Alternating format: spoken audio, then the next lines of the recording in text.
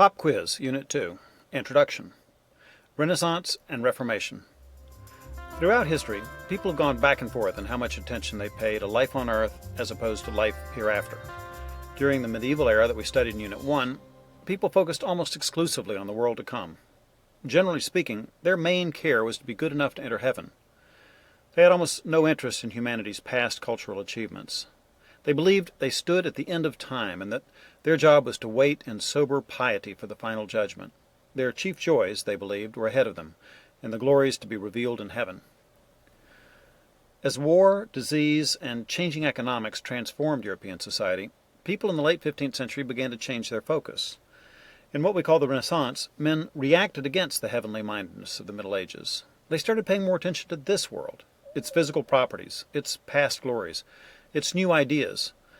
With their minds newly reopened to literacy, foreign cultures, and classic works of antiquity, cultural leaders tend to view themselves as men of a new era.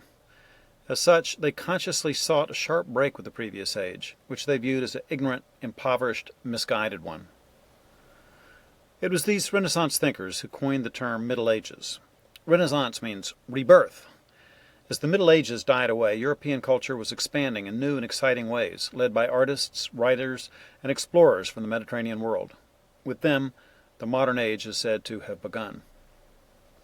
When we hear the words Middle Ages, we think of knights, castles, heraldry. When we hear the word Renaissance, we often think of great works of art, especially paintings. These are the primary icons of this age, but the Renaissance movement involved many other aspects of European culture: reading and literature, sculpture, architecture, astronomy, science, government, and especially a thirst for knowledge of lands beyond Europe. Generally speaking, the Renaissance began in Italy and then spread northward. As the Renaissance ideas spread, they also changed, causing scholars to distinguish significant differences between the Southern Renaissance, centered in central and northern Italy, and the Northern Renaissance in northern Europe. These two expressions of the rebirth of learning had very different emphases. Rhetoric-level students will analyze these differences in detail. There's more going on in this time period than high culture, however. This is the era of the great explorers, too. Columbus sailed the ocean blue in 1492, just 5 years before Leonardo painted The Last Supper. The Spanish conquistadors were filling Spain with the treasures of the Aztec and Inca empires, while popes were bringing Rome back from medieval squalor to Renaissance splendor. As we begin our study of the Southern and Northern Renaissance movements, we return to a major thread in our tapestry of time: humanism. That's the technical term for the new focus of study that characterized the Renaissance. Simply defined, humanism is a focus on the achievements, actual and potential, inherent dignity, and worthiness of humans. While the humanist movement as such came into vogue during the Renaissance, its spirit was by no means new at this time. We saw the same exuberant delight in humankind in ancient Greece, with its emphasis on the beauty of the ideal human's reasoning ability and physical beauty. In fact, most ancient cultures have exhibited some form of humanism, since people of every age seek to discover worth and meaning in their lives.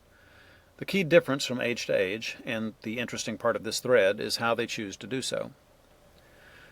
Humanism has earned a bad reputation in Christian circles, and for good reason. Nowadays it tends to be expressed as secular humanism, a movement that studies man and this world and studiously ignores or denies God and the afterlife. It would be easy to argue that the humanism of the Renaissance led inevitably into secular humanism, but it isn't true. It may be true of the Southern Renaissance, where the focus on human glory revived a fascination with the Greek and Roman gods, but Renaissance humanism produced very different results in the north of Europe. There, the emphasis on classical languages and human activity led to a renewed emphasis on Scripture and a rediscovery of biblical Christianity. Northern artists painted pictures of ordinary people doing everyday things and somehow showed the image of God in his human handiwork. Northern scholars dug deeper into the original Greek and Hebrew texts of the Bible and found themselves surprised by truths that had been overlooked by the medieval church. The Northern humanists were appalled by practices that were common in the church of their day. The mendicant monks who lived by begging for charity no longer seemed like holy hermits who gave their life to God. Many of them were ignorant, arrogant, carnal, and chronically filthy. The Pope in Rome might be constructing beautiful new buildings filled with glorious new art, but that did nothing for people in Germany and England. It just meant the land was filled with church officers looking for new ways to raise more money to pay for it all. The biggest money-making scheme in church history may have been the sale of indulgences. We'll study those in detail in week 16. Indulgences had been around for some time. The first indulgences were implemented at the time of the First Crusade, but they'd never been used on such a wide scale for purely financial purposes. Many devout Catholics were concerned about this practice. Martin Luther was an Augustinian monk and a university professor when he publicly questioned the sale of indulgences in 1517.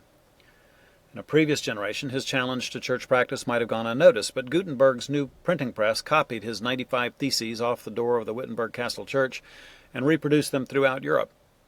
Within 4 years, Luther had been excommunicated, condemned, kidnapped, and was hiding out in the Wartburg Castle, translating the New Testament into German. The Protestant Reformation had begun.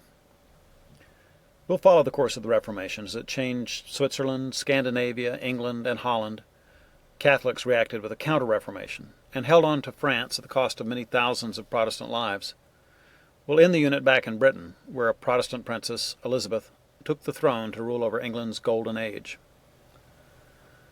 The Renaissance is terrifically important to Western history, but artists and scholars aren't what younger children are most interested in. Grammar level students will cover the Renaissance very quickly in week 11 and then spend the next few weeks primarily focusing on the Age of Exploration and the New World. Dialectic and rhetoric students will cover the Age of Exploration too, but will take more time to really understand the Renaissance. These older students will study the Southern Renaissance for the first 5 weeks and then move on to the Northern Renaissance and the Reformation for the rest of the unit. It's going to be a packed 9 weeks because so many of the world's greatest painters, poets, explorers, and theologians lived in this explosive era. It's an amazing time. Get ready to enjoy it with your children.